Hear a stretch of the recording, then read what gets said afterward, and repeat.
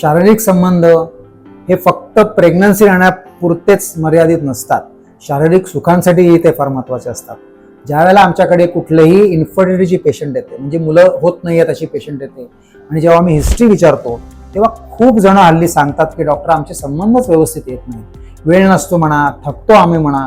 आता ह्याच्यासाठी डॉक्टर म्हणून मी इन्फर्टिलिटी ट्रीटमेंट देऊ शकतो, मला एका लिमिट नंतर त्यांना वेळ देता येत नाही. आणि ही ब्रांचच वेगळी आहे, सेक्शुअल मेडिसिन ही ब्रांचच वेगळी आहे. आणि मला सांगायला अतिशय आनंद वाटतो की डॉक्टर बेडेकर हॉस्पिटलमध्ये आता ही ब्रांच ह्याच्या बाबतीतचं समुपदेशन, ह्याच्या बाबतीतचं गायडन्स देण्यासाठी आपल्याकडे पर्सनल्स यासाठी डॉक्टर उपलब्ध आहेत. सेक्शुअल मेडिसिन ही पूर्ण इन्फर्टिलिटीच्या बरोबरीने चालणारी ब्रँच आहे. क्लिनिकल सायकोलॉजिस्ट म्हणा किंवा सेक्शुअल मेडिसिन एक्सपर्ट्स म्हणा, आता आपल्याकडे तशी लोक आलेली आहेत. डॉक्टर बेडेकर हॉस्पिटलमध्ये ती कन्सल्ट करणार आहेत.